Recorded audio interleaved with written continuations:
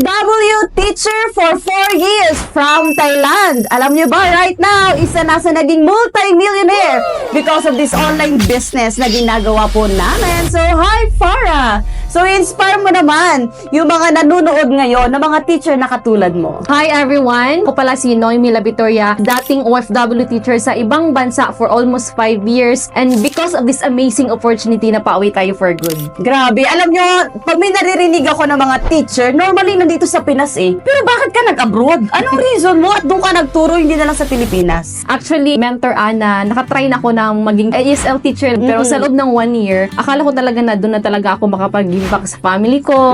Kasi hindi ako agad nag-apply sa DepEd agad-agad. Kaya nag-apply muna ako ng pagiging ESL teacher. As a teacher, yes, masipag naman ako. Ginalingan ko naman talaga sa pagturo sa mga estudyante ko, pero bakit hindi pa din sapat yung sahod ko? And yun, nag-isip ako na, what if pupunta ako ng ibang bansa para ipagpatuloy yung pagiging teacher ko? Tama ba ang ESL teacher? Yun yung online? Yes, mentor, pero sa akin naman is face-to-face siya. Face-to-face. Pero right now, nung nandun ka na sa abroad at nagturo ka, syempre ibang language yun. Kapon kang, di ba naman yun doon? Feeling ko sa 4 na taon, nasa ulo mo na siguro yung language ng Thailand. Pero good thing lang sa akin kasi naka-experience ako bilang ESL teacher.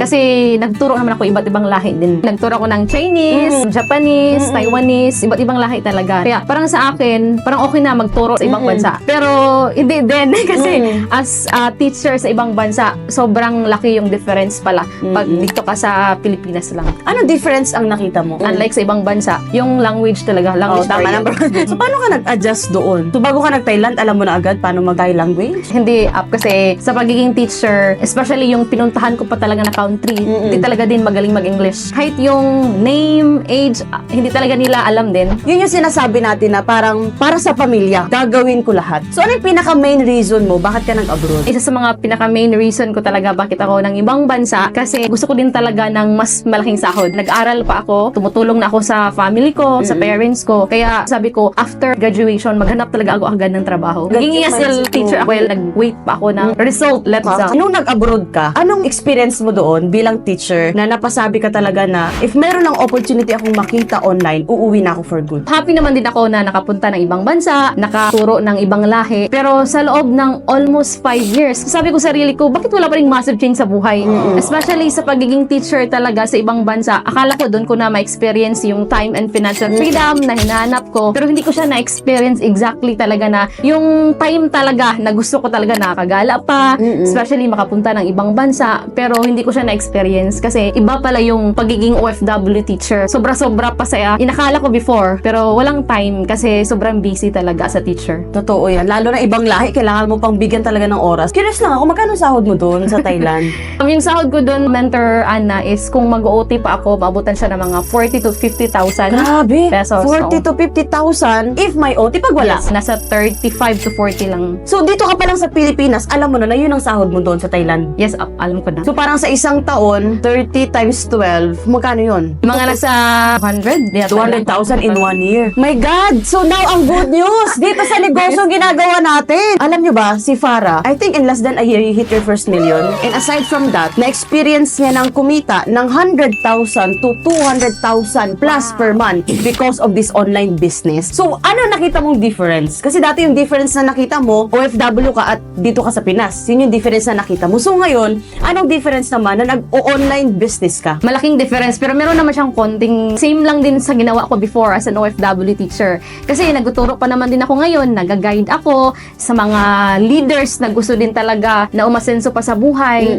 But yung pinaka-difference lang is before, as an OFW teacher, para lang talaga sa mga estudyante ko. Tama. Hindi ko nabigyan yung sarili ko para sa future, Tama. especially para sa family, kasi hindi talaga sapat sa sahod ko. Pero here sa community, sa opportunity na nakita ko lang talaga sa online, grabe yung pagkakaiba. Kasi yung sipag ko at tatanggalin ko, nilipat ko lang laman sa right Tama. opportunity. Sobrang worth it yung ginawa ko talaga sa buong buhay ko. So, magkano na yung total income mo ngayon because of this business? Sobrang grateful talaga ako and sobrang na-amaze kasi yung dating OFW teacher, yes, kaya ko naman tong kitain pero maabutan pa ng ilang years or ilang months. But here sa community kung saan ako right now, ang kumita na ako ng 1.7 million. Grabe, 1.7 million! Palakpakan naman natin si Farah. Ang galing, 1.7 million. So right now, anong matitip mo sa mga nanonood. Siyempre, definitely, nai-inspire sila while nanonood. So, anong mabibigay mo na tips sa kanila if hindi pa sila part ng community natin? Sa lahat ng mga makapanood ng video na to,